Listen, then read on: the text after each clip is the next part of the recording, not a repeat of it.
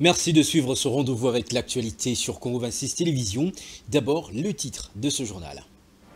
Au Sénat, le rapport de la commission chargée d'approfondir le débat sur le dossier Kabila, très attendu. Lutundula et ses collègues membres de cette commission disposent de 72 heures à dater de ce lundi pour finir leur travail et rendre compte à la plénière. À Bunia, chef-lieu de la province de l'Ituri, le personnel du greffe du parquet près la cour d'appel en grève depuis quelques temps ont décidé de durcir leur mouvement pour non prise en compte de leurs revendications par l'exécutif central. Le gréviste ont déposé à cet effet le mémo aux autorités du pays. Les détails, vous en aurez dans un instant. En sport, Cannes U20 Égypte, c'est la République sud-africaine qui l'a remporté. C'est son premier sacre de la série devant le Maroc, pourtant donné favori. Mesdames, Messieurs, c'est tout pour les sommaires. Place à présent au développement. La commission spéciale mise en place pour approfondir le débat autour de la requête de la justice militaire portant levée des immunités de Joseph Kabila Kabange saura-t-elle se mettre au-dessus de la mêlée au regard de la sensibilité attribuée à ce dossier? La question reste posée. Pendant ce temps, Lutundula et ses collègues qui disposent de 72 heures doivent réaliser combien le rapport de leur travail est très attendu. Patrick Leconi. Bien que disposant de 72 heures pour accomplir sa tâche, la commission spéciale du Sénat sur les cas Kabila n'a visiblement pas droit à l'erreur. La moisson est grande. Le peuple est aux aguets tant que le travail est dirigé par un juriste dont le parquet n'appelle à aucun commentaire. Le sénateur Lutundula et ses collègues devraient pour ce faire immuniser contre les pressions extérieures qui ont toujours sapé l'intérêt de la nation au profit de ceux des individus. Les Grands Congo, mis constamment en ballottage par une classe politique dépourvue de vision, se trouvent de nouveau à la croisée de chemin dans le dossier Kabila au Sénat. C'est ainsi l'occasion en or offerte à la Chambre haute du Parlement de laisser l'état des droits triompher. Ancien chef de l'État, devenu sénateur à vie, Kabila a l'obligation de rendre service à la nation. C'est peut-être le motif réel de ces démêlés avec la justice forte de certains éléments sur ces mouvements actuels. Confrontée à l'obligation d'interprétation des textes légaux, la commission Lutundula pourrait-elle parvenir à vider l'affaire? La patience est l'alarme des grands.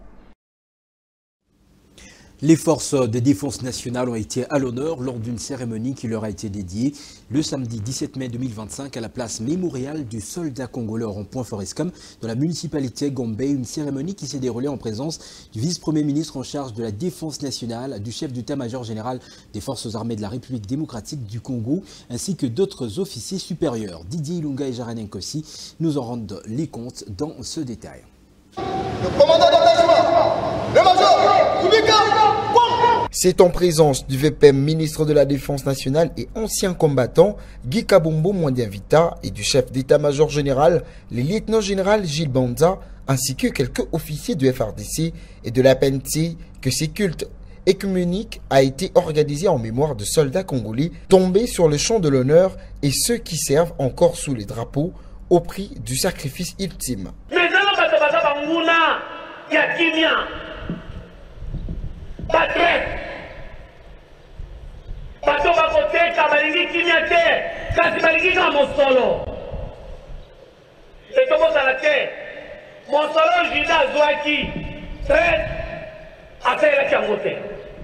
Une occasion pour les aumôniers militaires représentant de différentes confessions religieuses de saluer dans leurs différents messages la bravoure des FRDC qui ont sacrifié leur vie au service de la patrie.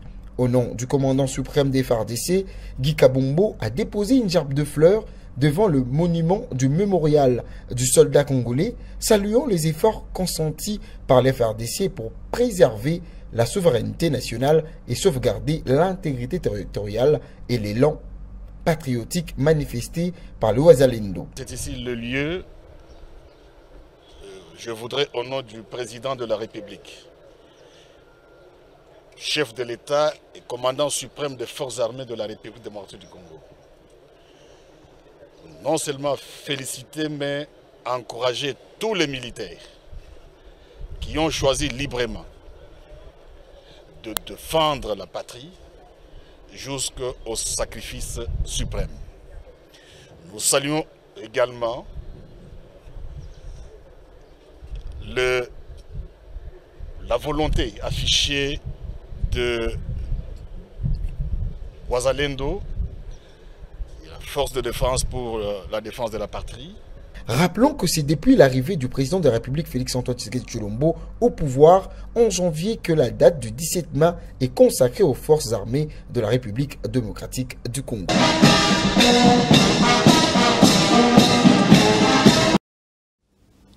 Projet de construction du port sec de Kasumbalesa, un pas décisif vient d'être franchi avec la visite de 6 candidats soumissionnaires présélectionnés qui intervient le mercredi sur le site de Kasumbalesa dans le Katanga. C'est le directeur général de l'EGFREM William Kazumba Mayombo, arrivé à Lubumbashi dimanche, qui conduit la délégation. Reportage. À sa descente d'avion, le directeur général de l'OGFREM, William Kazumba Mayombo, s'est livré à la presse pour dévoiler l'objectif de sa mission. L'objet de notre visite est simple. Depuis sa création, l'OGFREM avait acquis un site à Kasumbalesa, à la frontière avec la Zambie, pour pouvoir construire un port sec. Le président de la République, chef de l'État, Félix-Antoine Tshisekedi Tshilombo, nous a donné des instructions fermes de faire de la construction de ces ports secs une réalité. Respectueux des lois de la République, le chef de l'État nous a rappelé pour nous dire qu'il voulait bien voir ces projets se réaliser dans le strict respect de nos lois sur la passation des marchés publics. C'est dans ces cadres qu'un appel d'offres a été lancé par les experts de cette entreprise publique. 22 candidats ont répondu et soumissionné leur dossier. Après des analyses approfondies par les portefeuilles concernés, 6 candidats seulement ont été présélectionnés. Nous sommes maintenant dans la phase de descendre sur les sites avec l'ensemble des candidats qui ont été présélectionnés pour qu'ils visitent avec nous ces sites. Comme ils viennent d'acheter le cahier de charges, nous estimons qu'ils ont exploité ce cahier de charges, ils ont des questions à poser, ils ont des préoccupations à formuler et ces préoccupations ne pouvaient être identifiées qu'en opérant cette descente avec eux sur les sites. Lancé en 2018, ces projets dont les coûts s'élèvent à 300 millions de dollars va se concrétiser grâce à la volonté manifeste du chef de l'État, Félix-Antoine Tshisekedi Tshilombo. Inondation de la rivière Djili et ses environs, le déversement au quotidien de déchets et le manque de curage de cette rivière seraient parmi les causes principales de débordement des eaux à chaque pluie. Un expert dans le domaine interpelle la conscience de population et invite les autorités compétentes à mettre en place une politique sérieuse de collecte, de gestion et de transformation de déchets. Tonine de la Messe a fait le constat sur place. Non curée depuis plusieurs années, la rivière Djili est victime de la formation des îlots en plein lit sur son long. Un état des choses à la base du débordement des eaux à chaque pluie, provoquant ainsi des inondations dans les quartiers et communes environnants. Cet ingénieur en construction visé par les récentes inondations attribue plutôt la catastrophe à l'absence d'une politique de gestion des déchets par les autorités compétentes. Conséquence, le ramasseur des déchets ménagers dans la partie est de Kinshasa font de la rivière Djili leur dépotoir final. Le problème avec Panabisson à Kinshasa est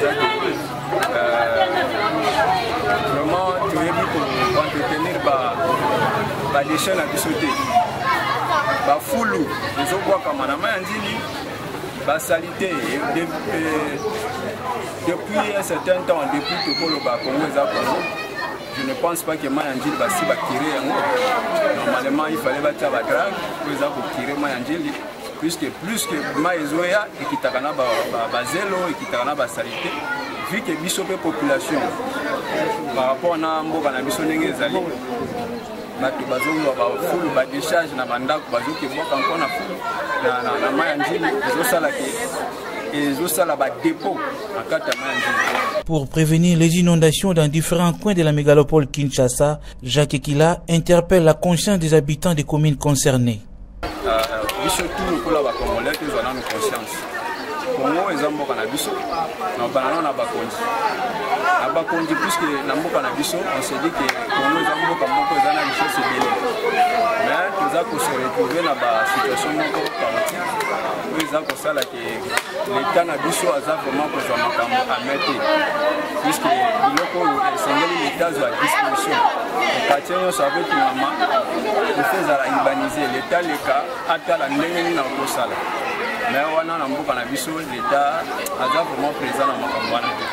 L'interpellation est une chose, mais l'adoption du comportement nouveau en est une autre. Aux autorités compétentes de prendre au sérieux la problématique des productions, des collectes, de gestion et de transformation des déchets au regard de la croissance démographique à Kinshasa. Dans la province du Sud Kivu, on apprend qu'un fonds destiné au paiement des militaires engagés au front serait disparu. Cette alerte a été lancée par le commandant de la 11e brigade dans une correspondance adressée aux différents chefs de l'unité militaire de la région. Le commandant de brigade a demandé à toute personne percevant le présumé auteur de ce détournement, le colonel Nkulu Kilenge Delphin, de procéder à son arrestation. Dans ce communiqué, il est mentionné que le présumé auteur du détournement serait en fuite bien avant l'opération de paiement. Les greffiers de la province de l'Ituri durcissent le ton à ce stade de leur grève.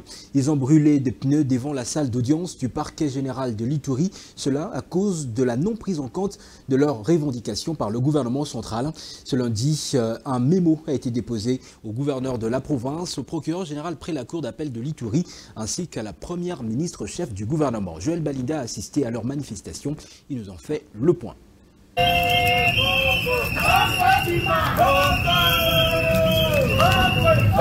C'est tôt le matin de ce lundi 19 mai 2025 que les greffiers ont envahi la cour d'appel de l'Ituri. Ils ont brûlé des pneus tout en scandant des chansons pour réclamer leurs droits. À la traîne du parquet général, certains bloquaient les passages pour les véhicules des avocats et même des clients. D'autres personnes préféraient garer leurs véhicules même au bord de la route.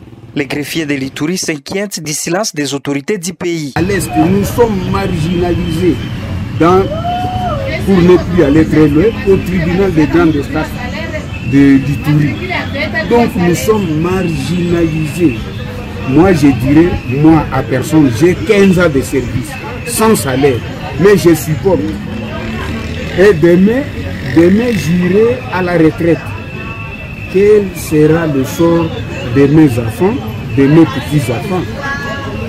Or, on travaille pour avoir un pilier, pour la survie.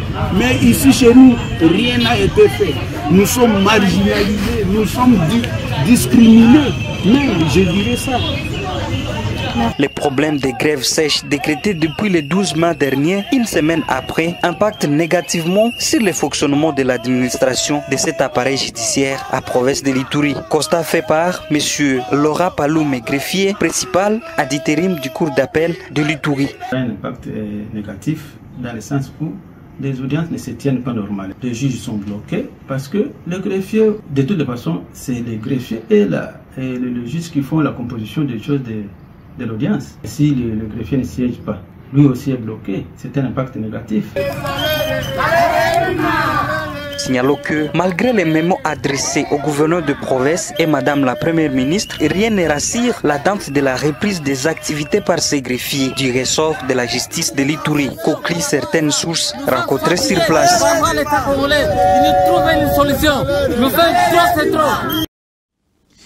4 ans après le décès de leur mère bien-aimée, Perpétue Namoukara, la famille Lukwebo s'est réunie ce samedi 17 mai 2025 à la paroisse Sacré-Cœur de Kinshasa-Gombe pour une messe de suffrage empreinte de recueillement et d'émotion. Parents, amis et proches ont répondu nombreux à l'appel de la mémoire afin d'honorer celle qui fut un pilier de leur famille et une figure respectée de la communauté. Cette célébration eucharistique a eu le mérite de rassembler également plusieurs personnalités du pays venues partager ce moment de recueillement avec la famille. Dans son homélie, l'officiant du jour a salué la foi profonde et la générosité de la défunte Perpétuée Namoukara, soulignant l'amour indéfectible que la famille Lukwebo continue de porter à sa personne. Prenant la parole, le bourgmestre de la commune de Lingwala, Mushiga Nzindula, Norbert, membre de la famille Lukwebo, a rappelé l'importance de préserver la mémoire familiale et d'exprimer la gratitude envers ceux qui ont déjà quitté la terre des humains. La grande famille Lukwebo et alliés profite de cette occasion pour saluer la présence d'un chacun au regard de sa qualité observée en ce cadre de la paroisse Sacré-Cœur qui nous accueille à l'occasion de cette homélie bien nourrie que nous venons de suivre. Cette messe d'action de grâce qui nous unit ce samedi 17 mai 2025 dans cette église Sacré-Cœur nous rappelle jour pour jour, 4 ans depuis la disparition de notre chère maman, grand-mère, arrière-grand-mère et arrière-grand-mère, Moyenmirali, père petit.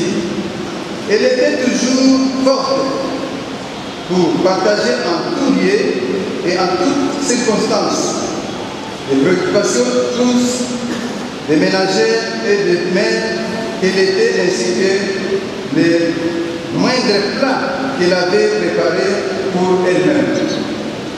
En plus de cela, sa force vitale s'exprimait à travers sa profonde dévotion parce qu'elle était une chrétienne catholique. Après la messe, un rafraîchissement a été offert par la famille dans une atmosphère chaleureuse et fraternelle. A souligner aussi que c'est une tradition profondément ancrée dans la famille Lukwebo, celle de renouveler chaque année cet hommage religieux. Une manière sincère et puissante de faire vivre l'empreinte d'une mère aimante et d'unir le cœur dans la prière et la méditation. En sport, football, pour finir, fin des hostilités en Égypte pour la Coupe d'Afrique de Nations de moins de 20 ans. La République sud-africaine remporte son premier sacre continental de la catégorie devant le Maroc, pourtant favori sur le papier. L'unique but héroïque de la rencontre a été marqué par le joueur Gomolemo Kekana, sociétaire de Mamelodi Sundowns à la 70e minute de la partie. L'Afrique du Sud succède donc au Sénégal, champion lors de la précédente édition. Les Bafana Bafana de moins de 20 ans seront donc en tête d'affiche de nations qui vont représenter le continent africain à la prochaine Coupe du Monde de la catégorie. Ainsi s'achève cette grande édition d'information. Si vous nous avez pris en cours de diffusion, je vous rappelle ces principaux titres. Au Sénat, le rapport de la commission chargée d'approfondir le débat sur le dossier Kabila très attendu. Lutundula et ses collègues membres de cette commission disposent de 72 heures à dater de ce lundi pour finir leur travail et rendre compte à la plénière. À Bunia, chef-lieu de la province de l'Ituri, le personnel plutôt du greffe du parquet près la cour d'appel en grève depuis quelques temps ont décidé de durcir leur mouvement pour non prise en compte de leurs revendications par l'exécutif central. Le gréviste a déposé à cet effet des mémos aux autorités du pays. Et puis en sport, CAN U20 Égypte, la République sud-africaine qui l'a remporté. C'est son premier sacre de la série devant le Maroc pourtant donné favori. Excellente semaine en compagnie de la chaîne de l'Unité nationale Congo 26 Télévision. Mesdames, Messieurs, bonsoir.